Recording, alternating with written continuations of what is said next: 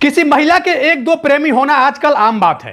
5-6 के साथ चक्कर चल रहा हो वह भी समझ आता है, पर एक कमरे में 3 लोगों के साथ एक ही बेड पर, यह थोड़ा समझ से बाहर है। मेरी बीवी उस रूम में बीच में लेटी, अगल बगल 2 लड़के। मैंने जैसे ही मिलिए 22 साल की शादीशुदा महिला श्वेता से, जो इस बेड पर 16 जनवरी की रात एक के साथ नहीं बल्कि एक साथ 3 लड़कों के साथ सोई थी।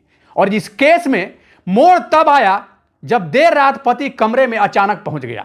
इसके बाद जो हुआ वो बेहद चौंकाने वाला था। 3 in 1 के चक्कर में यह कांड आपको सोचने पर मजबूर कर देगा कि आखिरकार आज के युग में कैसी कैसी अजीबो गरीब घटना घटित हो रही है। दोस्तों, आज की जो सच्ची घटना मैं आपको बताने जा रहा हूं, यह सच्ची घटना उत्तर प्रदेश के कानपुर की है। 27 साल के सचिन की शादी 22 साल के श्वेता से होती है। दरअसल यह एक लव मैरिज थी जो दोनों ने घर से भागकर की थी। दोनों पति पत्नी भागकर सूरत चले गए और सूरत में किराए के एक मकान में रहने लगे। जब सचिन को वहां पत्नी का और खुद का खर्चा उठाने के लिए नौकरी नहीं मिली तो वह उत्तर प्रदेश के कानपुर में आकर एक न्यू हाईटेक सिटी नाम की कॉलोनी में रहना शुरू कर देता है। किराए पर लिया यह घर छोटा जरूर था, पर इसमें दोनों खुश थे। सचिन यहां पर सबसे पहले ऑटो खरीदता है और दिन रात मेहनत करना शुरू कर देता है। उधर घर पर पत्नी श्वेता अकेली रहती। अब इधर पति की गैर मौजूदगी में उसे प्यार हो गया घर के बिल्कुल पास रहने वाले 1-2 नहीं बल्कि 3 लड़कों से। और यह तीनों दोस्त थे और एक ही घर में रहते थे। सचिन जब भी शाम को घर आता तो उसे पत्नी में कुछ बदलाव दिखाई देने लगे, और ऊपर से दिन में जब वह फोन करता तो उसकी पत्नी श्वेता अक्सर फोन नहीं उठाती। कई बार इन बातों को लेकर झगड़ा भी हुआ, जिसके चलते उसे पत्नी पर अब शक होने लगा। इसका बड़ा कारण यह भी था कि उसके अकाउंट में लगातार पैसे आ रहे थे। जब सचिन ने पूछा कि तुम्हारे अकाउंट में पैसे कहां से आते हैं, इस पर उसने बताया कि उसकी नानी वो पैसे भेजती है। अब सचिन ने एक प्लान बनाया। वह हमेशा की तरह 16 जनवरी की सुबह ऑटो लेकर घर से निकलता है और दोपहर को अपनी पत्नी को फोन करके बताता है कि आज रात वह घर नहीं आएगा। उधर श्वेता भी पति को जवाब देती है कि मैं भी आज थकी हूं और मैं भी टाइम से पहले ही आज सो जाऊंगी। रात 8 बजे श्वेता अपने तीनों प्रेमियों को घर बुलाती है और आगे का रंगारंग कार्यक्रम शुरू हो जाता है। इन्हें लग रहा था कि पूरी रात जमकर रंगरेलियां मनाएंगे, लेकिन ऐसा हो नहीं सका। रात करीब 11 बजे अचानक से गेट पर सचिन ने दस्तक दे दी, क्योंकि आज वह अपने पत्नी को रंगे हाथ पकड़ना चाहता था।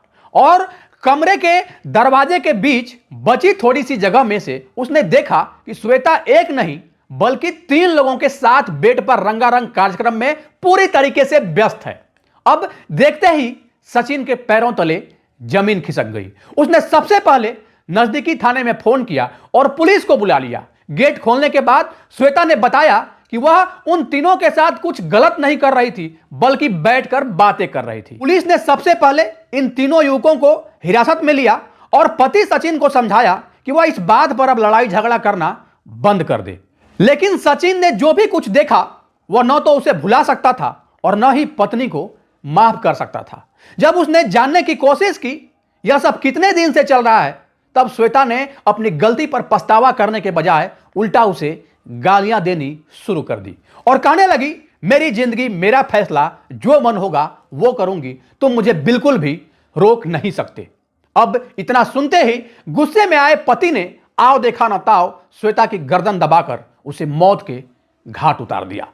वारदात को अंजाम देने के बाद सचिन सुबह तक इधर उधर भटकता रहा। उसे कुछ समझ में नहीं आ रहा था कि वो क्या करे और क्या नहीं करे। जब उसे कुछ समझ नहीं आया तो महाराजगंज थाने में जाकर पुलिस स्टेशन में अपना जुर्म वो कबूल कर लिया। उसने बताया कि उसने अपनी पत्नी को कल रात 3 लोगों के साथ आपत्तिजनक स्थिति में देखा था और गुस्से में आकर उसने उसको मार दिया, उसकी हत्या कर डाली।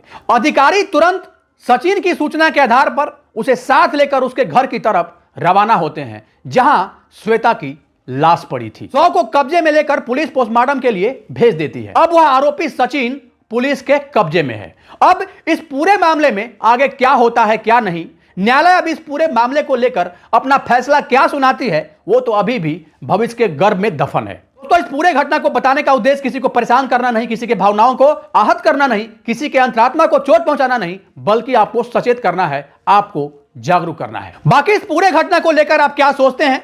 सचिन ने अपने पत्नी के साथ सही किया या गलत? अपनी राय निष्पक्षता के साथ कमेंट बॉक्स में जरूर दें। जहां भी रहें सावधान रहें, सुरक्षित रहें, अपना ख्याल रखें। जय हिंद, जय भारत।